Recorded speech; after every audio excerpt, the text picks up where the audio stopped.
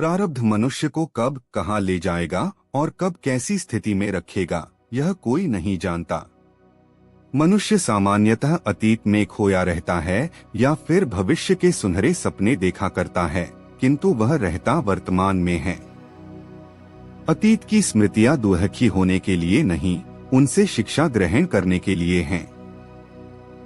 अतीत बीत चुका है, किंतु उससे सही शिक्षा ग्रहण करके आज भी लाभ उठाया जा सकता है।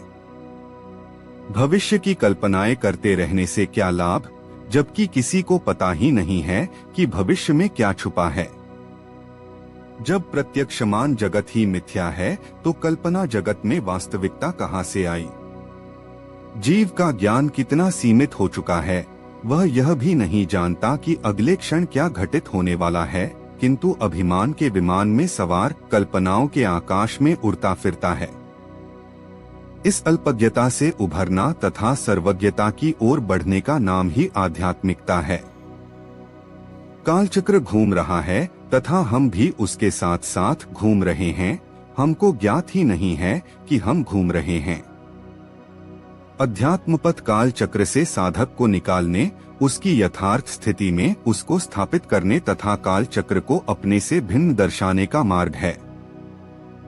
जब तक जीव काल चक्र में घूमता रहता है, तब तक कभी अतीत में, कभी भविष्य में, तो कभी वर्तमान की भ्रांति में भटकता रहता है। जीव में जो भी शक्ति है वह ईश्वरीय शक्ति है और उसमें सर्वज्ञता भी बीज रूप में विद्यमान है। उस सर्वज्ञता के बीज को अंकुरित करना ही शक्तिपात है। शक्तिपात ही अध्यात्म पथ है। इससे पूर्व केवल अध्यात्म पथ में प्रवेश का प्रयत्न होता है। प्रसुप्त कुंडलिनी में सर्वज्ञता का बीज भी प्रसुप्त है, उसे जागृतावस्था में लाना तथा अंकुरोन्मुख कर देना ही शक्तिपात है।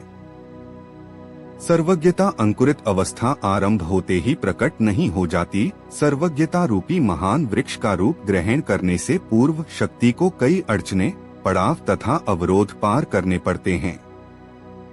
सर्वज्ञता की प्राप्ति के लिए दीर्घकाल तक सतत तथा निष्ठापूर्वक साधन सेवा की आवश्यकता होती है। अंतर में विद्यमान सर्वज्ञता के वटवृक्ष को प्रकट करने के लिए वासनाओं, विकारों तथा संस्कारों के आवरणों को हटाने हेतु लंबी आंतरिक आध्यात्मिक यात्रा की आवश्यकता है। जीव चाहे कितने भी अज्ञानता तथा भ्रम के आवरण क्यों न ओढ़ ले, फिर भी सर्वज्ञता बीज रूप में बनी ही रहती है। सर्वज्ञता के बीज को आरोपित करने की आवश्यकता नहीं, क्योंकि वह तो सदा ही आरोपित है। केवल उसे अंकुरित होने के लिए उधर लक्ष्य देने की, सावधानी बरतने की तथा साधन की निरंतर आवश्यकता है। शक्तिपात एक ऐसी विद्या है जो अल्पज्ञता को सर्वज्ञता में बदल देने की क्षमता रखती है। जागृत शक्ति की क्रियाओं से जागृति का पता चलता है, किंतु उन्नति का नाप सर्वज्ञता का प्रकटीकरण है। यह समझ लेना कि उग्र क्रिया अच्छे साधन की निशानी है, नासमझी है।